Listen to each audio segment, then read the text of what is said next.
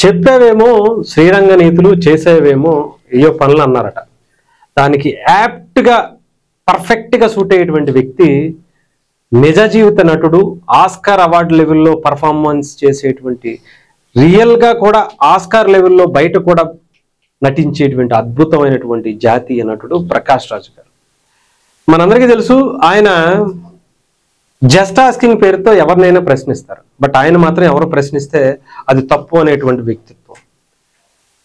ఆయన ఎందుకు అలా ప్రశ్నిస్తాడో ఆయనకే తెలియదు అనుకోండి, బట్ ప్రశ్నిస్తూ ఉంటాడు. ఎప్పుడు కూడా పవన్ కళ్యాణ్ గారి మీద, లేదంటే ముఖ్యంగా హిందువుల మీద ఈయనకి ఎప్పుడు అదే పని, వాళ్ళ మీద పడి ఏడవటమే ఆయన జీవితంగా, అదే తన జీవిత లక్ష్యంగా సాగుతున్నటువంటిది ఆయన జీవిత ప్రయాణం. అలాంటి ప్రకాష్ రాజ్ గారు ఈడీ కేసులో ఇరుక్కున్నారు. అది కూడా తెలుసుగా, చెప్పాను కదా, చెప్పేవేమో శ్రీరంగ నీతులు, చేసేవేమో ఏయో పనులు అన్నట్టుగా. చెప్పడానికేమో దేశాన్ని నేనే ఉద్ధరించేస్తున్నా, దేశం మొత్తం ఎలా ఉండాలి, ఎలా ఉండాలి, ఎలా నడవాలి అని చెప్పేటువంటి ప్రకాష్ రాజ్ గారు బెట్టింగ్ యాప్లు ప్రమోషన్స్లో ఆరితేరిపోయి ఉన్నారు. ఆయన గతంలో పేకాట ఆడండి సార్, మీరు పేకాట ఆడి లక్షల లక్షలు సంపాదించుకోండి, లక్షల లక్షలు దబ్బెట్టుకోండి, ప్రాణాలు తీసేసుకోండి అని చెప్పి ప్రమోషన్లు చేసినటువంటి వ్యక్తి శ్రీరంగ నీతులు చెప్పుకోవడానికి బయటకు వచ్చాడు. మరి ఈ మాత్రం తెలీదా? ప్రపంచానికి మొత్తానికి నువ్వే ఉద్ధరించేస్తున్నావు, నువ్వే ఏదో చేసేస్తున్నావు, ఒక అద్భుతం, అసలు మీ అంత ఏమంటారు, సమాజంలో నీ అంత మంచి వ్యక్తి లేరు అనుకునేటువంటి వ్యక్తి ప్రకాష్ రాజ్ గారు మరి ఇలా ఈడీ కేసుల్లో, ఇలా ఈడీ ముందుకు రావటం ఏంటి? ఎంతో మంది జీవితాలు, ప్రాణాలు పోవడానికి మీరు ప్రమోషన్ చేసినటువంటి బెట్టింగ్ యాప్లు కారణం కాదా?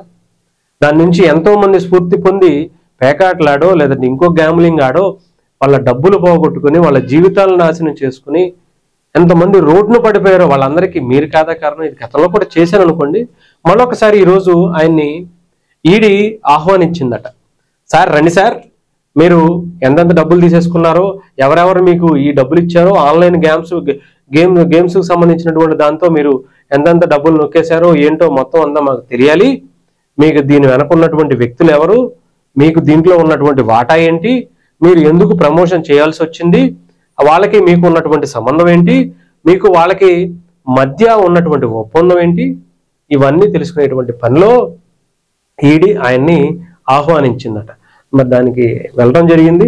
ఆయన గురించి తెలుసు కదా, ఎక్కడికి వెళ్ళిన తప్పును కూడా నిజాయితీగా చేసేటువంటి మంచి, అదే తప్పు సరే మంచి వ్యక్తి అనమాట.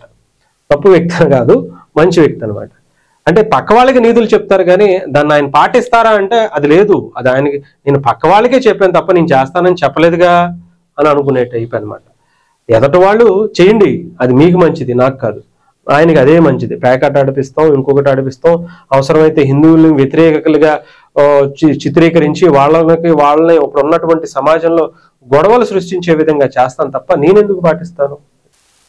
సో ఇదనమాట ప్రకాష్ రాజ్ గారి విచిత్రమైనటువంటి వ్యవహార శైలి. హిందువులకి లేదంటే ఇతర మతస్థులకి గొడవలు పెట్టేటువంటి వ్యక్తిత్వం అంతా. ఎలాంటి వ్యక్తి సమాజానికి ఎంత హానికరమో చూడండి. నాకు తెలిసి మరి ఈయన అరెస్ట్ చేస్తారా, లోపలేస్తారా, ఈయన దగ్గర ఉన్నటువంటి ఇన్ఫర్మేషన్ ఏంటి, ఈయన ఇచ్చినటువంటి ఇన్ఫర్మేషన్తో ఈడీ సాటిస్ఫై అవుతుందా లేదా, ఇవన్నీ కూడా చూడాలి. ఏదేమైనా ఒక విచిత్రమైనటువంటి నటుడు, విచిత్రమైనటువంటి ఆలోచనలు కలిగినటువంటి వ్యక్తి, ఆయన గురించి ఆయనకే సరిగ్గా క్లారిటీ లేనటువంటి వ్యక్తి, సమాజాన్ని ఏదో ఉద్ధరించేస్తాను అని చెప్పి ప్రగల్భాలు పలికేటువంటి వ్యక్తిత్వం. ఈయన సమాజంలో మరి ఎలాంటి దారుణమైనటువంటి పరిస్థితులకు క్రియేట్ చేస్తాడో ఇతన్ని ఆ వ్యక్తిత్వ పరంగా కూడా కొంచెం చూడాలి. ఎందుకంటే జాగ్రత్తగా చూసుకోవాలి. లేదంటే ఏది పడితే అది మాట్లాడేసి ఎక్కడ పడితే అది చేస్తే ఈయన బాగానే ఉంటాడేమో, ప్రజలు మాత్రం చాలా ఇబ్బంది పడేటువంటి పరిస్థితి వస్తుంది. కులాల మధ్య, మతాల మధ్య, ప్రాంతాల మధ్య చిచ్చులు పెట్టేటువంటి వ్యక్తిత్వం కలిగినటువంటి వ్యక్తుల మధ్య కొంచెం ప్రజలు అవేర్ కలిగి ఉండాల్సినటువంటి అనేది చాలా మంచి పరిణామం. లేదంటే ఆయన బాగానే ఉంటాడు, ప్రజలు మనం కొట్టుకోవాల్సి వచ్చేటువంటి పరిస్థితులు అయితే వస్తాయి.